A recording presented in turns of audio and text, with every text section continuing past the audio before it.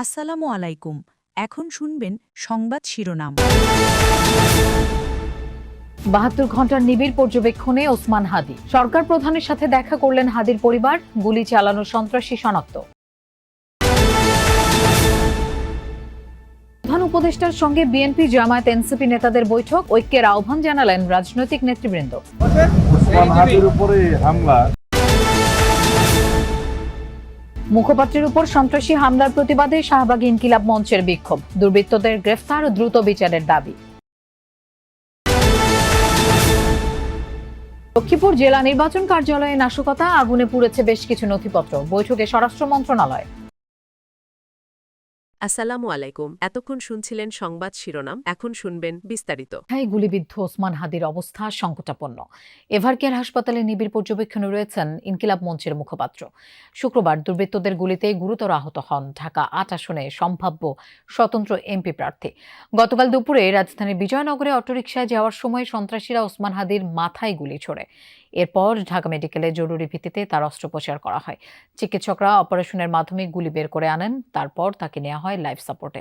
চিকিৎসকরা জানান, অপারেশন চলাকালে হাদির দুবার কার্ডিয়াক অ্যারেস্টের পাশাপাশি প্রচুর রক্তক্ষরণ হয়েছে। তো এটা মানে ম্যাসিভ ব্রেন ইনজুরি বলতে যা বোঝায় সেটাই, এবং ব্রেন স্টিম মগজের যে কাণ্ড, সেই কাণ্ডের পাশ দিয়ে বুলেটটা বের হয়ে গেছে, কাণ্ডেরও ইনজুরি হয়েছে। এখন ওনাকে কৃত্রিম শ্বাস প্রশ্বাসের মাধ্যমে ওনাকে আমরা বাঁচিয়ে রাখছি। তবে আসার কথা যেটা, যে সাইন অফ লাইফ যেটা বলে, জীবনের চিহ্ন, এটা ওনার ভেতরে এখনো আছে। ওসমান হাদির সবশেষ অবস্থা জানবো। এভারকেয়ার হাসপাতাল থেকে আমাদের সাথে যোগ দিচ্ছেন সহকর্মী আহমেদ রেজা। রেজা, ওসমান হাদিকে ৭২ ঘন্টা নিবিড় পর্যবেক্ষণে রাখার তথ্য তো আমরা জানি, এছাড়া চিকিৎসকরা আর কোনো নতুন তথ্য দিয়েছেন কিনা? লোপা ৪৮ থেকে ৭২ ঘন্টার যে নিবিড় পর্যবেক্ষণে রয়েছেন শরীফ ওসমান হাদি, ইনকিলাব মঞ্চের নেতা, সেইটির ব্যাপারে আসলে সকালবেলা একটি মেডিকেল বোর্ডের সভা হয়েছে। অর্থাৎ তাকে তার চিকিৎসার জন্য যে মেডিকেল বোর্ডটি গঠন করা হয়েছে, তারা আলাদা একটি সভা করেছে। আপনি জানেন, গতকাল রাতে স্থানান্তরের পরে, অর্থাৎ এভারকেয়ার হাসপাতালে স্থানান্তরের পরে তিনি বিভিন্ন চিকিৎসা কার্যক্রমের মধ্যে দিয়ে তাকে নেওয়া হচ্ছে, এবং বিশেষ করে সকালবেলা মেডিকেল বোর্ডের সভাটি বসে, এবং সবার পরে সেখানে আসলে তার বড় ভাইকে এই বোর্ডের সভার মাধ্যমে তাকে একটি বিষয়ে জানানো হয় যে এখন পর্যন্ত সংকটাপন্ন অবস্থায় রয়েছে। অর্থাৎ তার যে আগের অবস্থাটি ছিল সেটি অপরিবর্তিত অবস্থায় রয়েছে, সেটি আসলে সবশেষ তথ্য। যদিও এই যে সভার ব্যাপারটি, সেটি আসলে ঠিক যে বোর্ডের মধ্যে থেকে সেটি আসেনি, আনুষ্ঠানিকভাবে তারা আসলে তেমন করে জানায়নি এখন পর্যন্ত গণমাধ্যমে। সেটি জানালে নিশ্চয়ই আপনাদের মাধ্যমে যমুনা টেলিভিশন দর্শকদেরকে সবশেষ তথ্যগুলো জানিয়ে দিতে পারবো। লোপা, রেজা, আপনাকে ধন্যবাদ আমাদের সাথে যোগ দেওয়ার জন্য। দর্শক, সচিবালয় এই মুহূর্তে ব্রিফ করছেন স্বরাষ্ট্র উপদেষ্টা জাহাঙ্গীর আলম চৌধুরী। আমরা সরাসরি সেখানে চলে যাচ্ছি। দোয়া করবেন আপনারা, যদি আমরা সবাই দোয়া করলে আল্লাহ ওসমান হাদি সুস্থ করে আবার আমাদের মাঝে ফিরে আনবে। আসামি ধরার প্রক্রিয়াটা চলমান আছে। আমরা আশা করি আপনাদের সহযোগিতায় খুব তাড়াতাড়ি হয়তো তারা ধরতে পারবে। এটা তো আমরা অলরেডি মিডিয়াতে দিয়ে দেওয়া হয়েছে। যেভাবে পত্রিকার রিপোর্ট এবং সিসি ফুটেজে আসলো, দেখা যায় যে টার্গেটেড কিলিং এবং প্রশিক্ষিত। দেখা যায় যে এই বছরের শুরুতে বসুন্ধরায় সেনাবাহিনীর 2 জন কর্মকর্তার তত্ত্বাবধানে আওয়ামী লীগের সারা দেশের কর্মীদের প্রশিক্ষণ দেওয়া হয়েছে। তো ওই প্রশিক্ষিতদের অর্ধশত ধরা হয়েছিল, টিভি ধরছে। এরানের পরবর্তীতে জামিন হয়ে গেছে। এই প্রশিক্ষণপ্রাপ্ত 3000 যে প্রশিক্ষিত ক্যাডার, এদের গ্রেপ্তারের কোনো পরিকল্পনা বা এদেরকে কেন ইগনোর করা হলো? না, ইগনোর করা হয় নাই। আপনারা বলেন তো, আমরা তো গ্রেপ্তার করেছি, বাট জামিন দেওয়ার ক্ষমতা তো আদালতের। আবার তাদের আমরা ধরার চেষ্টা করতেছি, আবার তাদের আইনি আওতায় নিয়ে আসা হবে।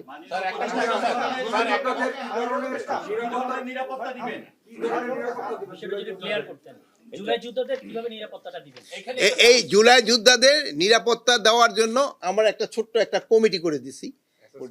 ওই কমিটি অ্যাসেস করে তারপরে তারা ব্যবস্থা জানবে। একটা প্রশ্নের উত্তর দিব।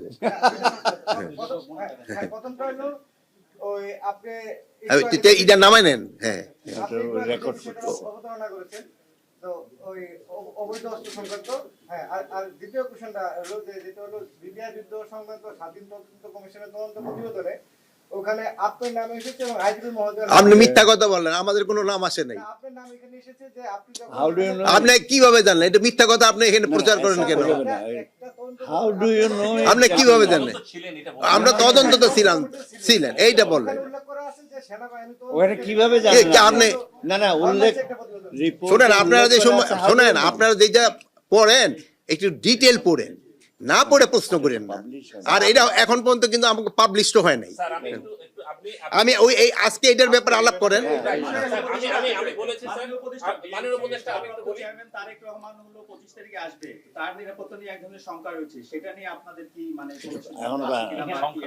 এটা তার নিরাপত্তার ব্যাপারে কোনো শঙ্কা নাই। তার নিরাপত্তার ব্যাপারে যত ধরনের প্রস্তুতি নেওয়ার আমরা নিব এবং তার নিরাপত্তা আমরা দিব। দর্শক, সচিবালয় ব্রিফ করছেন স্বরাষ্ট্র উপদেষ্টা জাহাঙ্গীর আলম চৌধুরী। আমরা ছিলাম সেখানে। ওসমান হাদির উপর হামলা বাংলাদেশের উপরই হামলা, এমন মন্তব্য করে বিএনপির স্থায়ী কমিটির সদস্য সালাউদ্দিন আহমদ বলেছেন, এমন হামলা চালিয়ে নির্বাচন বানচাল করা যাবে না। রাষ্ট্রীয় অতিথি ভবন যমুনায় প্রধান উপদেষ্টার সাথে সাক্ষাৎ শেষে বেরিয়ে এসে এই মন্তব্য করেন তিনি। বলেন, চট্টগ্রামে বিএনপি প্রার্থীর উপর হামলার ঘটনায় আইনশৃঙ্খলা বাহিনী কঠোর ব্যবস্থা নিলে এখন এমন ঘটনা ঘটত না। সালাউদ্দিন জানান, তারেক রহমানের নিরাপত্তা বিএনপির সর্বোচ্চ অগ্রাধিকার। অন্তর্বর্তী সরকারকে নিরাপত্তা নিশ্চিতের ব্যাপারে আহ্বান জানানো হবে। রাজনৈতিক বিতর্ক যতই থাকুক, ফ্যাসিবাদ বিরোধী আন্দোলনে সবাই ঐক্যবদ্ধ বলেও জানান বিএনপির এই নেতা। ডক্টর ইউনূসের সাথে বৈঠকে উপস্থিত ছিলেন জামায়াত ও এনসিপির নেতারাও। বৈঠক শেষে নাহিদ ইসলাম দাবি করেন, দেশ অস্থিতিশীল করতে আওয়ামী লীগকে সহায়তা করছে ভারত। স্বরাষ্ট্র মন্ত্রণালয়, আইনশৃঙ্খলা বাহিনী, যৌথ বাহিনী এবং সরকার, জনগণ, রাজনৈতিক দলসমূহ মিলে ঐক্যবদ্ধভাবে যদি আমরা এগুলোকে মোকাবিলা করি, ইনশাআল্লাহ এই ধরনের ঘটনা আমরা বন্ধ করতে পারবো। ভারত সরকারের প্রত্যক্ষ বা পরোক্ষ মদত ছাড়া আওয়ামী লীগ এই ধরনের পরিকল্পনা করতে পারে না। ফলে অবশ্যই ভারত সরকারকে, আমাদের এখানে যারা ভারতীয় দূতাবাস আছে তাদেরকে অ্যাকাউন্টেবল করতে হবে। দর্শক, এই মুহূর্তে নয়াপল্টনে কথা বলছেন বিএনপি নেতা মির্জা আব্বাস। আমরা সরাসরি সেখানে চলে যাচ্ছি। আমি ওখান থেকে চলে আসি, ওরা ভেবেছিল ওদের ধমক টমক দেখলে পরে বোধহয় আমরা লেজ গুটিয়ে পালিয়ে যাব। প্রিয় ভাইরা, আমাদের নেতা কর্মীরা অত্যন্ত ধৈর্যশীল এবং সাহসী ভূমিকা রেখেছিল। কালকে যারা ছিল তাদের সবাইকে আমি আন্তরিক ধন্যবাদ জানাবো।